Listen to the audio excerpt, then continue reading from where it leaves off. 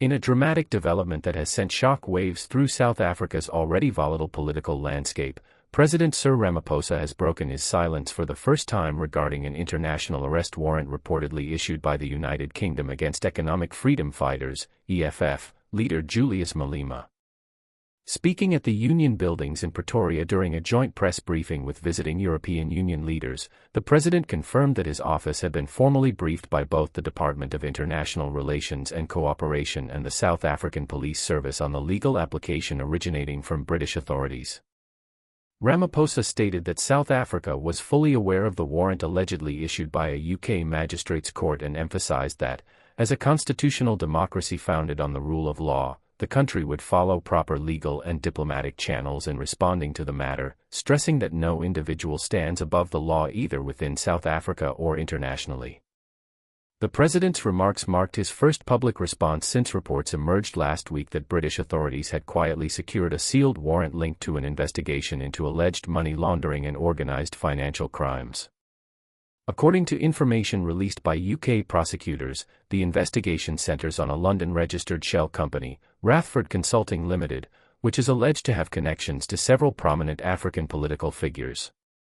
British authorities claimed that Malema either knowingly or indirectly benefited from more than £4.2 million,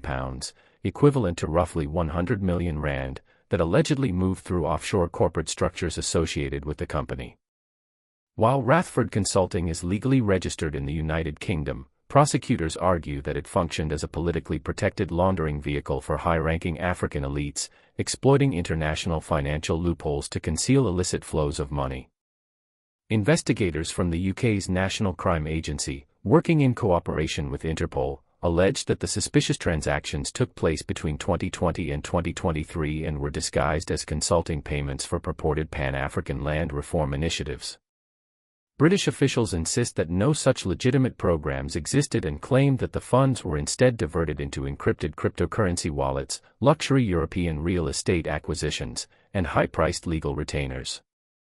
Malema has categorically denied all allegations, dismissing the warrant as an act of colonial revenge disguised as legal process and accusing Western powers of attempting to silence a radical African voice. Against this backdrop, Ramaphosa's carefully worded response is widely being interpreted as a calculated attempt to strike a balance between rising domestic pressure from EFF supporters and intensifying expectations from international partners. The president made it clear that South Africa would not preempt legal proceedings or interfere with the sovereignty of another jurisdiction while also reaffirming that the country maintains formal treaties and cooperative frameworks with the United Kingdom. He noted that should a formal extradition request be submitted, it would be assessed strictly through established judicial mechanisms, adding that Malema, as a South African citizen, remains entitled to the presumption of innocence until proven otherwise.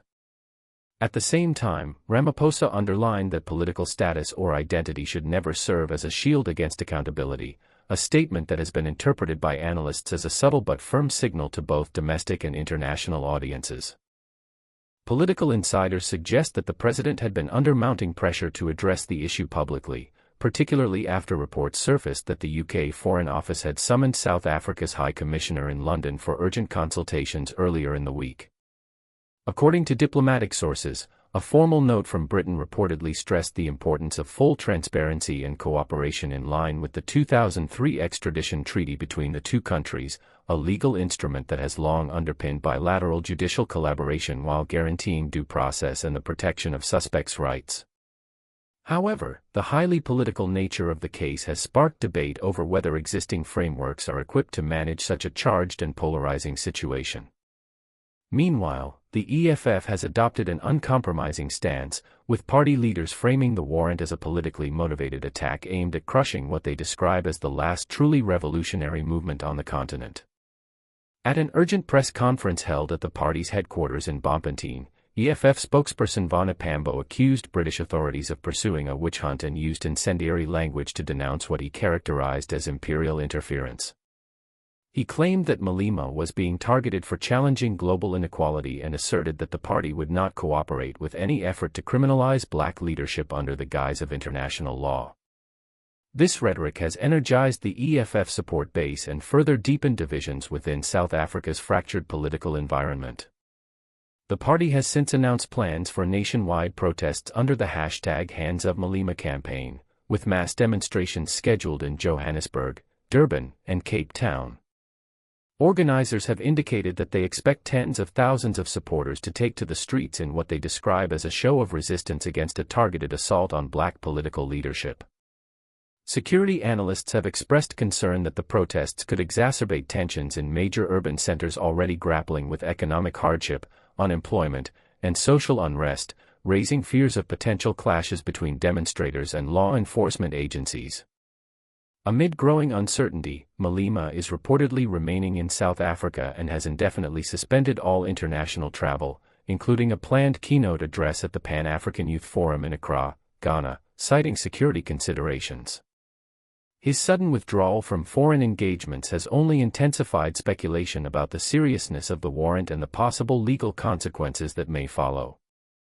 Political commentators have also questioned the timing of the warrant's disclosure, noting that its emergence just weeks ahead of a critical national election cycle is unlikely to be coincidental, a perception that has fueled conspiracy theories and heightened mistrust across the political spectrum. Although South African authorities have confirmed that no formal extradition request has yet been received, legal experts caution that if such a request were to materialize, it would trigger a lengthy and highly contested judicial process. The country's courts would be tasked with carefully weighing the evidence presented by British prosecutors against the backdrop of intense internal political pressure and South Africa's commitment to upholding international legal obligations. As legal, political, and diplomatic forces converge, the nation finds itself in a state of uneasy anticipation, aware that the outcome of this case could have far-reaching implications for South Africa's internal political balance, its relationships with global partners, and the broader debate over the intersection of law, power, and justice.